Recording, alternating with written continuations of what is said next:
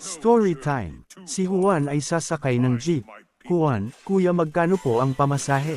Super, 8 pesos. Juan, naku patay 5 piso lang ang pera ko dito, ano kaya dapat ko gawin? Sa loob-loob ni Juan, halatang kinakabahan na. Maya-maya napansin ni Juan na dulong pala ang driver.